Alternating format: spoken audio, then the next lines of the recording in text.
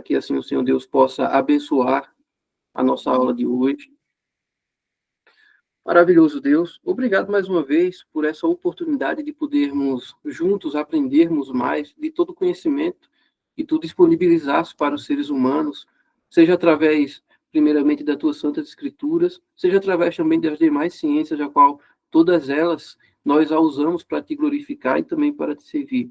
Abençoa a nossa aula e que cada um de nós possamos estarmos abençoados com o conhecimento que provém de ti. Eu te agradeço por essa aula, em nome de Jesus. Amém. Bom, boa noite, pessoal. Mais uma vez, é muito bom estarmos todos aqui reunidos, aprendendo mais a respeito de filosofia, mas a respeito também de outros conteúdos que nós estamos disponibilizando e cada vez mais aprendendo. Nossa última aula, nós falamos sobre Nietzsche, né, e um diálogo, digamos assim, entre Nietzsche e o cristianismo, e foi uma aula muito boa, né? Então, boa noite, João Vitor, seja muito bem-vindo também nessa nossa aula de hoje. E hoje nós vamos estudar um pouco a respeito da filosofia na igreja primitiva. E como vai ser esse nosso estudo? Antes de começarmos, quero só descrever aqui um pouco a respeito.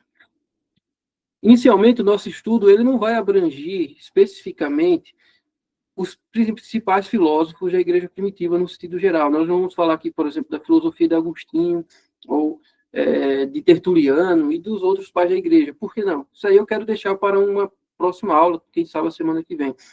Eu acredito que é mais importante, primeiramente, estudarmos o contexto do surgimento, do envolvimento dos primeiros cristãos com a filosofia, para que assim o nosso conhecimento esteja mais apurado dentro de um contexto histórico e filosófico. É extremamente importante entendermos, né, a origem dessa relação, dessa interação dos cristãos com a filosofia, por que começou, quando começou, quais principais campos filosóficos foram absorvidos pelos cristãos, ou quais filósofos foram mais apreciados pelos cristãos. É importante entendermos esse pano de fundo para que assim nós possamos entender também o pensamento dos pais da igreja. Uma vez que não faria muito sentido nós irmos direto ao que os pais da igreja pensam, sem antes entendermos o porquê eles pensam dessa maneira, né? Então, de onde eles vieram, né, a cultura que eles fizeram parte, tudo isso é importante para entendermos o pensamento, o conhecimento de uma pessoa. Isso é importante, inclusive, quando a gente pensa na própria Escritura Sagrada. Nós estávamos falando agora há pouco sobre, né, o fato de que é importante entendermos a história, o contexto histórico do povo, até mesmo para entendermos a hermenêutica, a interpretação bíblica e assim por diante. Então, vamos inicialmente tratarmos do contexto inicial, primeiro mesmo, da filosofia e o contato com a igreja primitiva. Bom, antes de mais nada, acredito que é extremamente importante entendermos um pouco a respeito do pensamento de um filósofo que é muito em evidência durante toda a história da igreja, não somente da época da igreja primitiva, mas durante até mesmo a Idade Média, até os dias de hoje, é um filósofo extremamente importante para entendermos tanto a filosofia como a própria filosofia cristã. Aí eu me refiro, obviamente, a Platão. Dizem alguns que, assim como nós, cristãos, falamos que toda teologia é nota de rodapé do pensamento de Agostinho, dizem alguns que toda filosofia é nota de rodapé do pensamento de Platão. Ora, embora Platão escreveu sobre diversos elementos, seja a política, a estética também, a moralidade e assim por diante, mas é o seu princípio epistemológico, ou a sua ontologia epistemológica, que é assim, melhor de se pronunciar, que nos chama a atenção quando nós observamos o seu contato com a filosofia, com o pensamento dos pais da igreja. Por quê? Primeiramente, chamamos de ontologia epistemológica, ou de epistemologia ontológica, porque para Platão, ou no pensamento de Platão, a ontologia, a metafísica e a epistemologia são juntas, não tem como você separar. Você consegue distinguir um pouco para estudar, mas ambas é a mesma coisa, basicamente.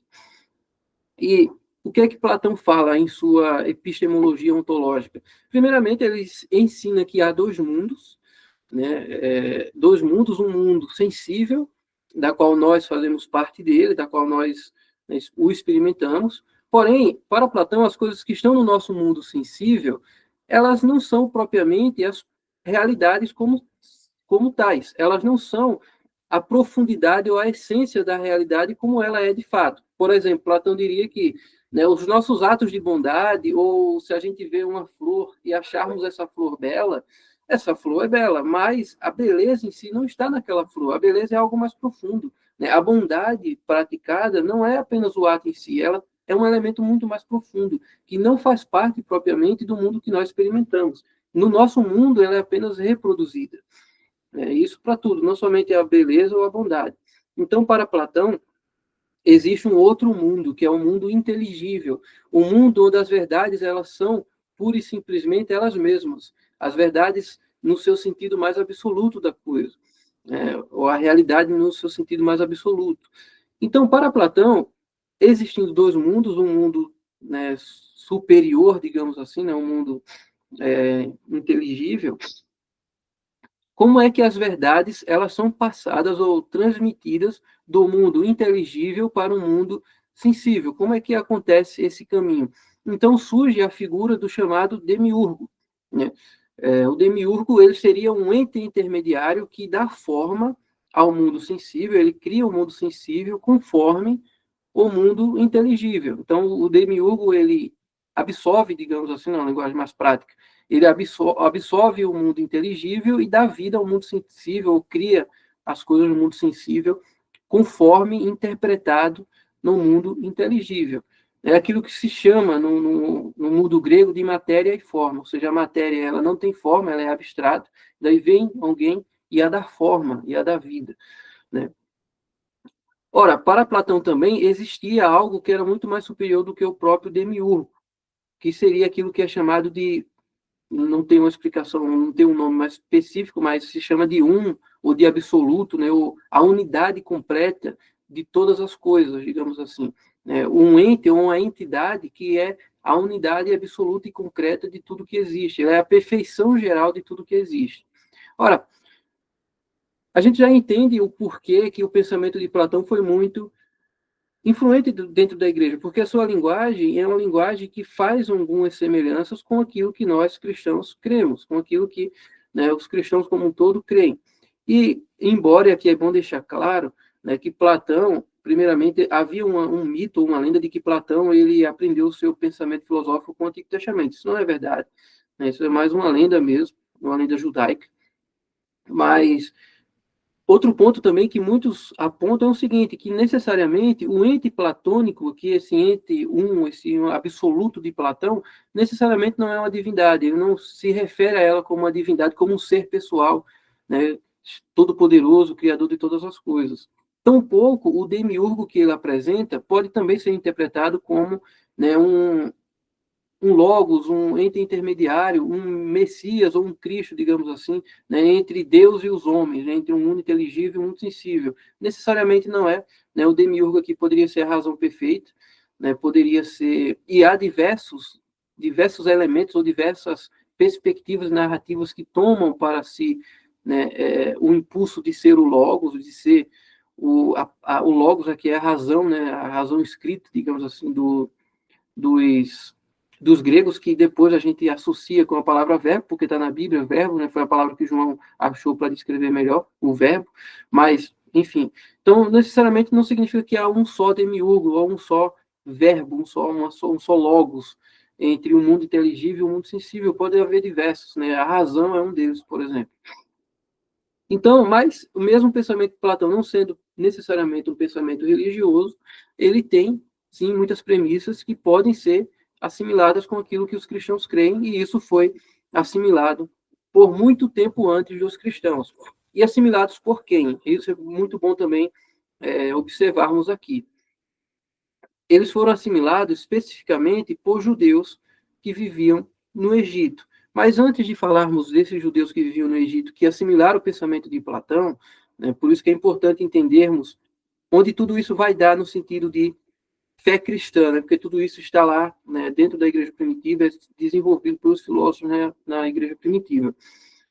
Mas outro ponto que nós precisamos aqui entendermos também, antes de avançarmos para a filosofia entre os judeus, é que a filosofia grega, a partir do momento que o helenismo é levado por Alexandre o Grande conquistou o mundo conhecido da época, então todo o pensamento filosófico foi levado adiante pelos gregos. Então, desde o Egito, a Babilônia, a própria Judá, Síria, enfim, todos os povos antigos que estão citados na Bíblia, eles tiveram contato com a filosofia grega, não somente com a filosofia, né, com a cultura como um todo, mas a filosofia se foi muito evidente entre todos aqueles pensadores. Só que entre os pensadores antigos desses vários povos, essa filosofia ela não ficou pura, porque esses outros povos também tinham seus conhecimentos e as suas sabedorias. E muitos desses conhecimentos eram de natureza religiosa. Então se houve muita assimilação entre a filosofia grega e pensamentos religiosos pagãos. E muitos desses pensamentos, inclusive, eles foram muito absorvidos por um outro grupo filosófico que, embora era um grupo muito naturalista, no sentido filosófico da coisa, não era tão ontológico como Platão aqui, mas que era um grupo que também tinha muitos contatos com a religião grega, que tinha um esoterismo grego muito forte, que eram os pitagóricos. Os pitagóricos, apesar de serem filósofos naturais, que entendiam que toda a natureza e realidade era existente a partir da matemática, dos números, né? Enfim. Mas ainda assim, esses pensadores eles tinham um contato muito grande com, né, o lado mais esotérico. Eles acreditavam na reencarnação da alma, acreditavam, inclusive, né, que o mundo, digamos assim, ou aquilo que nós encontramos, as melhores coisas que encontramos no mundo, seria basicamente uma reencarnação de uma alma no mundo, né? Uma alma mesmo. Então, tinha um pensamento mais esotérico por trás. E esses pensadores pitagóricos, eles tiveram muita apreciação dessa mistura que houve de pensamentos dos antigos povos com a filosofia grega. E isso também tem muito a ver com a igreja primitiva, tá? Vão guardando aí essas informações, depois vocês vão entender o porquê. Mas os pitagóricos e outros, né, pensadores misturaram muito o pensamento esotérico com a filosofia. Por fim, nós precisamos entender que os judeus, quando eles foram exilados para a Babilônia, isso está lá em Jeremias, muitos dos judeus fugiram para o Egito. Fugindo para o Egito, se criou no Egito uma comunidade judaica muito forte. Quando Alexandre o Grande ele conquista o Egito, e depois dele os Ptolomeus, que são os reis do Egito, né, os gregos que governaram o Egito, eles também desenvolvem lá a cultura grega, os judeus foram afetados. Né, e os judeus começaram a desenvolver também, né, um mundo muito helênico também entre si. Muito bem-vindo, Manuel, Cristiano, seja muito bem-vindo à nossa aula. Então, os judeus que estavam no Egito, eles também tiveram um contato muito forte com a filosofia grega. E nesse período, nós estamos falando aí nos anos 300, 280 a.C., tá? Para vocês se localizarem. Nesse período, os próprios judeus, eles, né, se desenvolveram muito no seu pensamento com os gregos. Tanto é, pessoal, que nesse período aí você surge aquilo que a gente chama de Septuaginta, né, que é a tradução da Bíblia para o grego. Então, essa cultura foi muito forte entre os judeus. Os judeus que ficaram em Israel, não, eles tinham um pouco de aversão, mas os judeus do Egito, sim. E entre os judeus do Egito, teve um pensador que foi o mais importante deles, que é chamado de Filo ou Filon. Esse homem, esse pensador judeu, ele era contemporâneo de Jesus. Né? A sua época de vida era mais ou menos a mesma época que Jesus nasceu ali, ele tinha basicamente a mesma idade. Eu acho que Filo era só um pouquinho mais velho, uns 5, 6 anos mais velho que Jesus, mas era basicamente ali o mesmo período. E esse Filo, ele foi muito responsável por transmitir o pensamento filosófico grego, ou melhor, platônico, para uma perspectiva mais judaica. E quando eu falo perspectiva judaica, eu estou me referindo à perspectiva bíblica do Antigo Testamento. Então, ele começou a interpretar, obviamente, né, a ideia de que o mundo inteligível, o mundo sensível, que é o mundo que está, ou melhor, o mundo inteligível mesmo, perdão, que está acima, né, ele é um mundo que parte de Deus, né, um mundo do pensamento de Deus, que Deus estabeleceu, né, um mundo daquele que está no pensamento e na mente de Deus, né? E o mundo inteligível, obviamente, é um mundo que Deus criou. Então, existe, e obviamente ele associou o absoluto, a entidade absoluta de Platão, ele associou com uma perspectiva bíblica, né? Então ele interpretou que aquele um de Platão era Deus, né? E ao mesmo tempo também essa perspectiva do demiurgo, do Logos, né? Poderia ser o Messias que os judeus esperavam, obviamente, né? Não sei, ninguém sabe se Filon ele soube de Jesus no seu período de vida, ele morreu antes de Jesus, acredito eu, mas não sei ali se ele soube, mas de toda forma os judeus acreditavam que o Messias ia vir. Então, para Filo, o Messias era o ente intermediário que dava vida, né, entre o ser ou o mundo absoluto e o mundo que nós vivemos. E ele traduzia isso em termos bíblicos. Então, por exemplo, quando ele ia lá na perspectiva do anjo do Senhor, era esse Logos, né? Quando ele ia lá, por exemplo, em Provérbios 16, onde fala que a sabedoria, né, que criou o mundo através, né, de Deus, então ele associava isso com os termos platônicos. E não obstante a isso, os pitagóricos que nós falamos antes, eles associavam também, né, a filosofia platônica a um ente mais esotérico, um ente mais religioso também.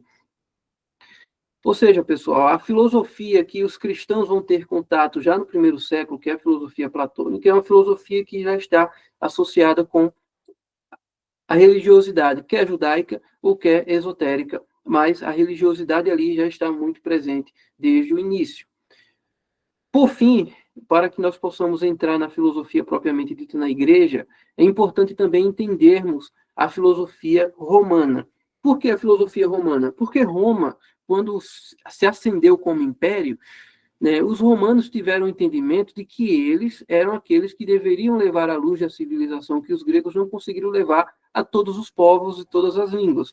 Eles, os romanos, seriam aqueles que iriam fundar a cidade eterna, né, a Roma eterna. Então, se criou uma ideologia, né, aquilo que a gente chama de helenização dos povos pelos gregos, a gente chama de romanização pelos romanos.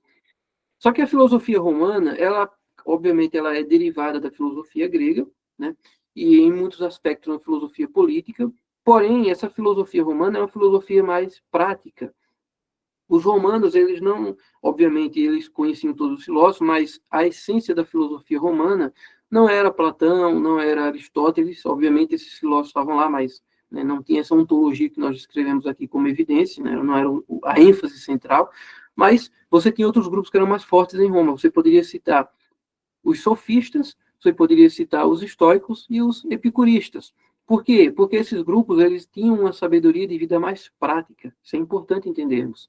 Né? Os estoicos, eles, principalmente os estoicos, eram os maiores desses grupos, eles tinham uma filosofia que era, primeiramente, associada à natureza humana. Então, o ser humano ele iria se fundamentar na vida natural, naquilo que a natureza lhe dá, porém a natureza que para os estoicos não era uma natureza hostil ao ser humano, muito pelo contrário, né? A hostilidade da natureza era um vício que o ser humano tinha criado a partir das suas próprias ambições, na sua busca pela fortuna, né? Mas o mundo em si era virtuoso e bom, e daí caberia aos indivíduos viverem conforme a natureza, conforme o mundo era. Ou seja, eles deveriam buscar as virtudes, deveriam buscar os elementos virtuosos a partir de uma vida de contemplação, porém, contemplação na racionalidade do mundo, não contemplação ontológica, tal quanto Platão. Essa, basicamente, né, o grosso modo, era o pensamento dos estoicos.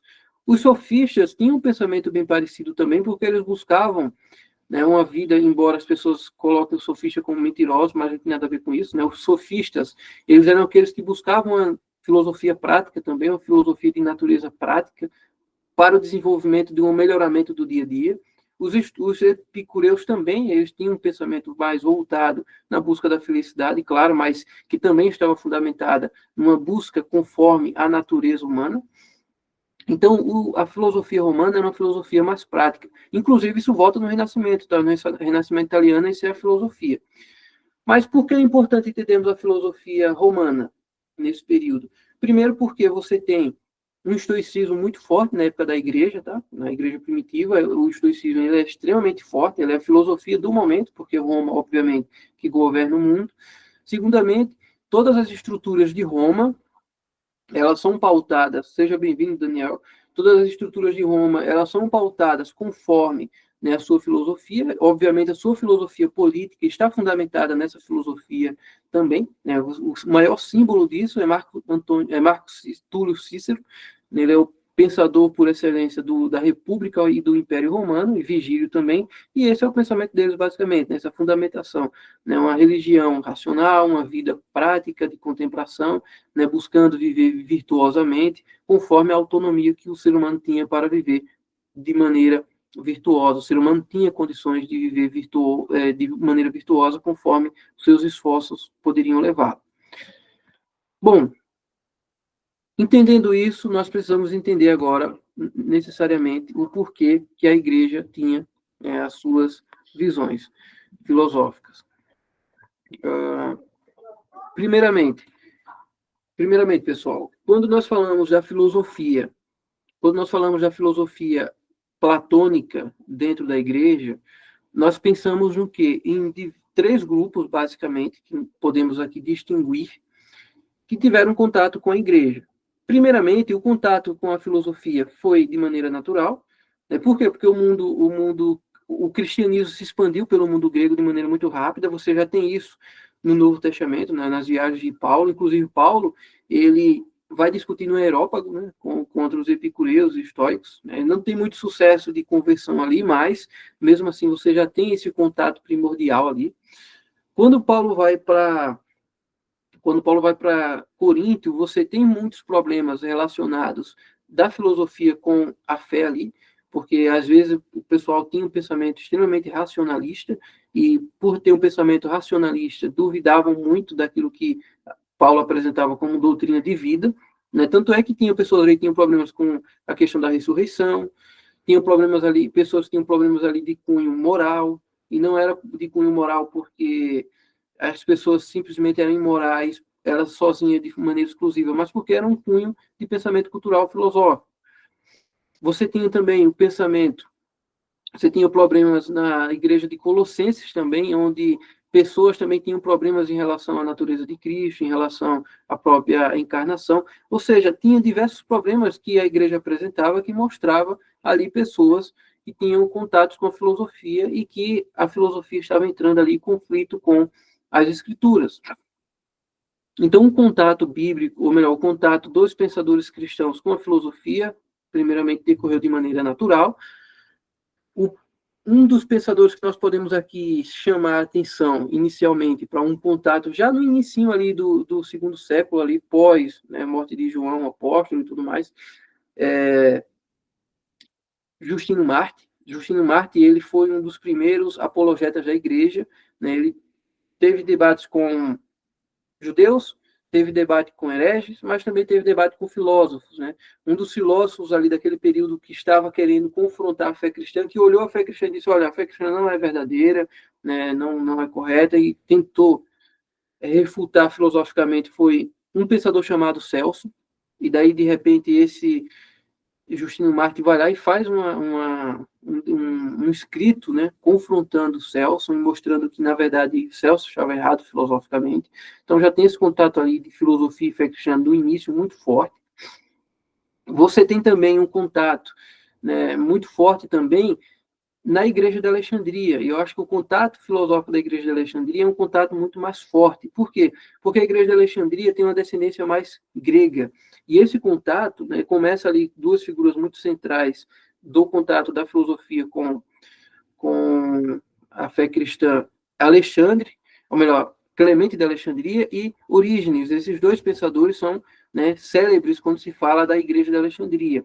E é interessante porque, lembra que eu falei de Filo de Alexandria, né? Filo, ele começou a interpretar a Bíblia de maneira alegórica para que a filosofia platônica, nos pontos onde ela não entrava em convergência com a Bíblia, eles pudessem, então, fazer com que houvesse ali uma convergência. Então, interpretar a Bíblia de maneira alegórica seria o caminho mais natural.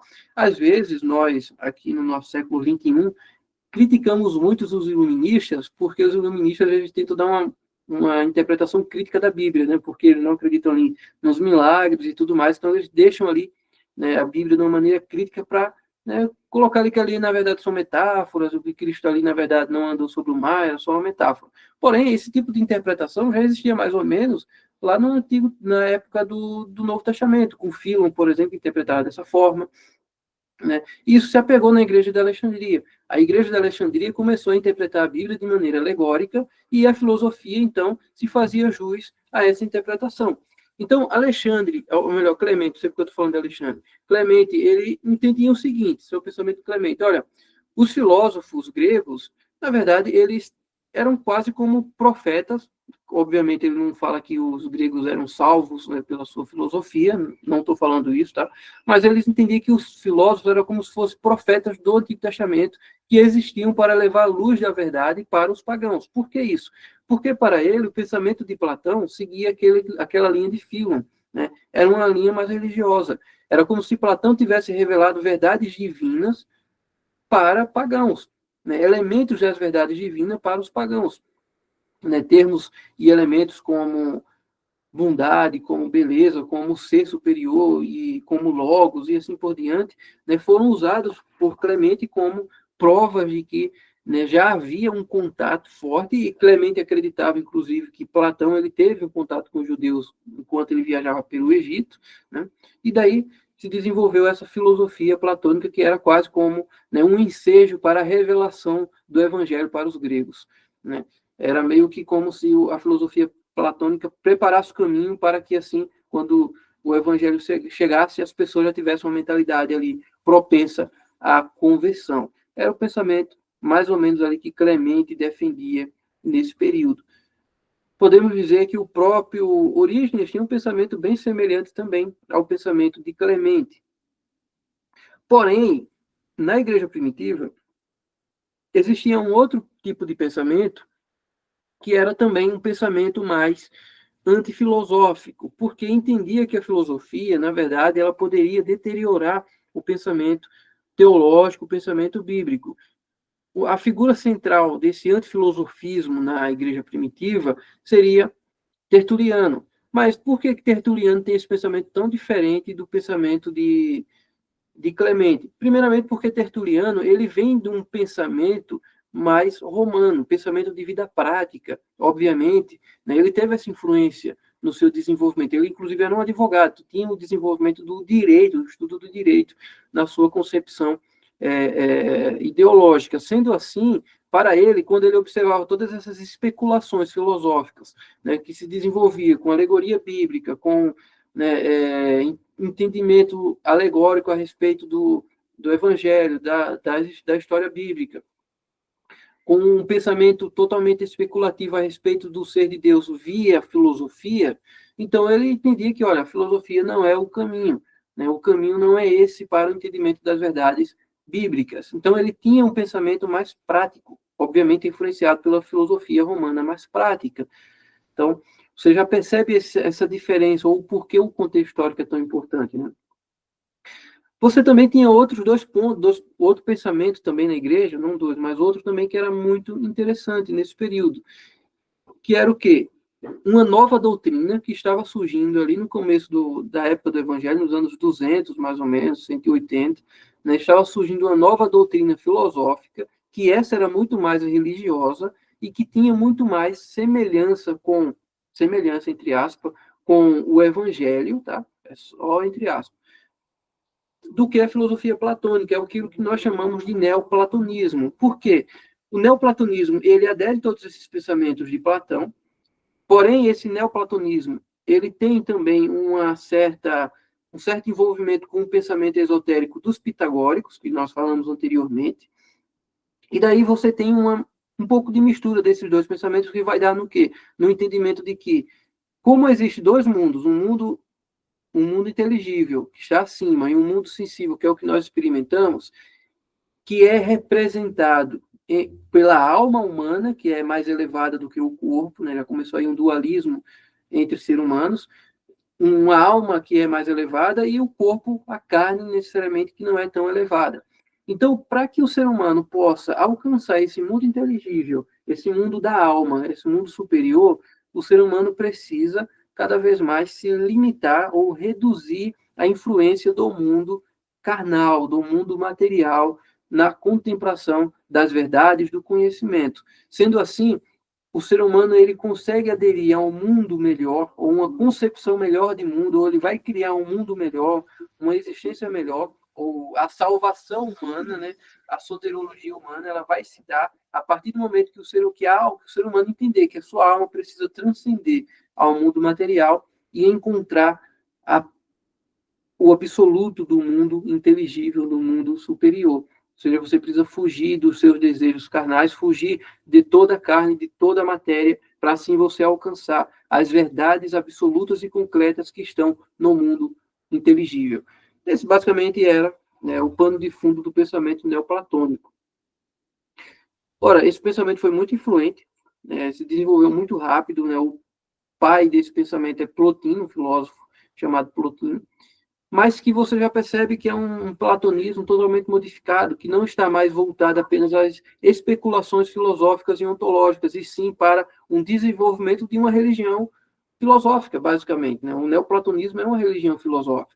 Sendo assim, dentro dessa concepção, você tem ali um certo rival do evangelho, né, no mundo ali multicultural, digamos assim. Porque o evangelho ele tem uma linguagem semelhante. Né? Você precisa fugir. Paulo ensina você a negar os desejos da carne. Né? Ele ensina Timóteo a fugir dos seus desejos. Mas, entretanto, Paulo não ensina a Timóteo que ele vai fugir porque a sua alma é superior ao seu corpo é descartável. Não, nada disso. Até porque todos nós, como cristãos, e Paulo, mais do que isso, até bateu a tecla nisso lá em Coríntios, acreditava na ressurreição, né? Tanto de Cristo, mas como a ressurreição de todo mundo. Então, a carne é importante, a matéria é importante, a matéria não é descartável, como faziam os neoplatônicos. Né? Muito pelo contrário, ela vai ser santificada, mas não vai ser destruída. Sendo assim, né, se havia essa diferença entre esses dois pensamentos, mas que era uma espécie de rivalidade. E, por vezes, isso é importante entendermos, o neoplatonismo entrava dentro da igreja também. Né? Você tem muitos pensadores que aderiram ao pensamento neoplatônico e que, embora alguns o descartaram de vez, mas outros ainda permaneceram, de certa forma, com o seu pensamento. Né? O maior símbolo entre os pais da igreja, o maior pensador dos pais da igreja, que até hoje é considerado por talvez a maioria absoluta dos cristãos como o maior pensador cristão de todos os tempos, Agostinho de Hipona, ele, antes de se converter, ele foi um neoplatônico, porque para ele aquilo dali era a verdade absoluta, o que os neoplatônicos ensinavam era a verdade absoluta e que, de fato, levava o ser humano a um estágio maior, a um estágio de melhoramento, de contemplação, que o colocaria realmente em uma perfeição. Esse era o que era prometido pelos neoplatônicos. Porém, existe até uma frase de Agostinho que fala que, né, o mundo que os neoplatônicos eles prometeram, eles ensinavam, né, esse mundo, essa perfeição, essa beleza que eles tanto desenvolviam e contemplavam, porém eles não ensinavam como chegar lá, né, só especulavam como esse mundo tão belo era. Sendo assim, não era uma filosofia verdadeira, porque apenas era uma filosofia da especulação. E é curioso pensarmos nisso, porque Agostinho, né, apesar de seu pensamento ser tão complexo e completo, mas ele fica entre os dois mundos, digamos assim, né? Esse mundo especulativo dos alexandrinos e esse mundo mais prático dos romanos. Né? Agostinho ele absorve o melhor dos dois mundos. Claro, tem os seus erros também, ele interpreta a Bíblia de maneira alegórica também, mas ele está entre esses dois mundos, ele não absorve apenas um lado deles, mas os dois ao mesmo tempo. Por isso, né, que o pensamento de Agostinho ele é tão belo, né, ele é tão completo. Mas outro grupo que nós precisamos falar aqui também, nesse primórdio do envolvimento da igreja com a filosofia, que nós não podemos esquecer, é os gnósticos. Porque os gnósticos são muito importantes como pensadores filosóficos. Porque os gnósticos eles tiveram envolvimento com essa filosofia toda que nós falamos. Primeiramente, né, eles tiveram envolvimento com a filosofia platônica, né, essa filosofia de dois mundos, né, se desenvolveu muito pelo Oriente Médio, né, tiveram contato com a filosofia especulativa de Alexandria e tiveram contato, obviamente, com o Evangelho, né, distorceram tudo e misturaram tudo conforme o seu pensamento. Porém, é importante entendermos aqui o seguinte, que por que os gnósticos eles tiveram sucesso, né, por um certo período da história? Primeiro porque os gnósticos eles ficaram em cidades culturais, né, eles se desenvolveram em cidades culturais, então eles se desenvolveram em Alexandria, se desenvolveram em Gaza, se desenvolveram na Samaria, porque eram cidades que estavam misturadas ali o pensamento esotérico com o pensamento filosófico, com o pensamento cristão. Então, esses mundos eram um contato entre esses três pensamentos. Então, eles juntavam tudo isso. Segundo, porque o pensamento dos gnósticos, se você observa eles, você percebe claramente uma influência do pensamento platônico. Né? Primeiramente, eles entendiam que havia realmente dois mundos, né? Tanto é que para eles havia dois deuses, né? Existia o Deus bom e o Deus mau. Na verdade, o Deus bom era até associado ao demiurgo platônico, né? Aquele Deus que vai criar as coisas boas, mas havia também um Deus mau que era o Deus da carne, o Deus da matéria, né? E que para você, né, fugir ou para você chegar no verdadeiro conhecimento, na salvação realmente, né, você precisava entender o verdadeiro conhecimento, né? E esse verdadeiro conhecimento é aquilo que poderia lhe salvar, né? E esse conhecimento ele vinha também a partir da contemplação, né, de uma vida moral santa, porque você tem que se abrir mão de tudo, né, absolutamente de tudo que era carnal, e daí você tem um pensamento gnóstico que é extremamente semelhante ao neoplatonismo, né, com a diferença que esse envolve, né, o evangelho nele. Por que o evangelho? Porque você tem, né, os elementos, eles acreditam em Jesus, mas não da forma como nós cremos, obviamente, né, para eles Jesus é um entre diversos entes, né, que vieram antes e vieram depois, né, que são transmitidores da verdade, são aqueles que vão levar a verdade ou o conhecimento verdadeiro adiante, mas não é o único. Esse pensamento também é bem curioso entendermos, porque existia um grupo gnóstico chamado ebionistas, que basicamente era um grupo judeu, mas que se espalhou também. Esse grupo, eles ensinavam um pensamento que é muito similar àquilo que alguns estudiosos acreditam que, né, deu origem ao islamismo. Então, o islamismo ele vem de um grupo, né, não todo, mas boa parte dele, do pensamento ali inicial dos muçulmanos, vem a partir de um contato com um grupo gnóstico chamado ebionismo. Né? É uma das suas viagens ali de Maomé e tal, alguns acreditam que ele teve contato com esse grupo. Para ver como é bem interessante, até porque os muçulmanos no início, tá, pessoal, eles eram até acreditados como uma heresia cristã, não como uma religião à parte. Mas, enfim, então os gnósticos, eles têm esse pensamento similar com o evangelho, porque eles misturam tudo. Né? Obviamente, muitos gnósticos acreditam que o evangelho, ele é o caminho maior, né? Ele é a contemplação maior daquilo que veio antes, mas não é, né, a mensagem de salvação eterna, pura e simplesmente por si mesmo, mas uma das mensagens de salvação que existiu desde o começo do mundo, nessa dicotomia de deuses, entre o Deus bom e o Deus mau. Né? Sendo, obviamente, o Deus bom o Deus do Novo Testamento, né? Segundo eles, o Pai de Jesus, e o Deus do Velho Testamento, o Deus mau, né? O Deus cruel, que é apegado à matéria. Por fim, eu vou falar aqui, citar aqui um último pensador nesse período que eu acho que é muito importante citarmos, porque, embora ele não é tão conhecido, mas esse pensador, né, ele é um pitagórico. Eu só vou citar brevemente mesmo, vou abrir aqui caminho para vocês tirarem suas dúvidas e tudo mais, mas o nome dele é Apolônio. Não sei se você já ouviu falar nele, mas ele é um pensador, né, Apolônio de Tiana. Ele é um pensador que é considerado o Messias pagão, né, porque ele é pitagórico. Ele nasceu ali mais ou menos, ele morreu acho no ano 100, nasceu mais ou menos ali no ano 20, 30, né, depois de Cristo, morreu mais ou menos no ano 100, né, então no primeiro século ainda. Esse Apolônio, ele é considerado um pitagórico, porque ele é extremamente esotérico, né, ele é extremamente religioso, no sentido de uma mescla, um sincretismo religioso muito grande. Ele é um filósofo que ensinava, né, o caminho da contemplação, o caminho das virtudes, o caminho da necessidade do ser humano estar, né, conectado com as forças da natureza, ou seja, com as forças do absoluto, do mundo inteligível. E esse Apolônio também é acreditado a ele muitos milagres, digamos assim, né? Até alguns associam ele com a feitiçaria.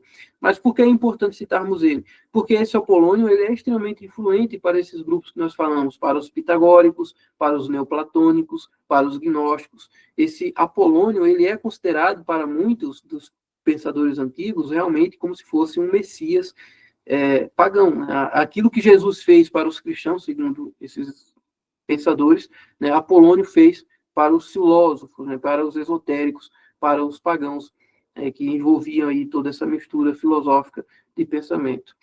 Por fim, para concluirmos essa nossa aula, é importante entendermos que o contato da igreja com a filosofia ele acontece de maneira natural, quando o pensamento da igreja se expande, até porque o pensamento cristão ele não é antifilosófico, né? Mas, né, se houve também, é importante falarmos que esse grupo antifilosófico na igreja foi importante para que desse um freio àqueles que fossem especulativos demais e levasse a fé cristã para um caminho de especulação. A fé cristã é prática, não especulativa, né? Mas houve esses três grupos que eu falei, né? Aqueles que eram muito especulativos, aqueles que eram antifilosóficos e aqueles que ficaram no meio, que Agostinho é aquele que apresenta esses daí. Você tem na igreja, nesse período, também os neoplatônicos, os pitagóricos, né, que eram esotéricos, e, né, esses dois grupos aí, juntamente com os gnósticos, que deram, né, muito trabalho para os pensadores cristãos no primeiro século e no segundo século também.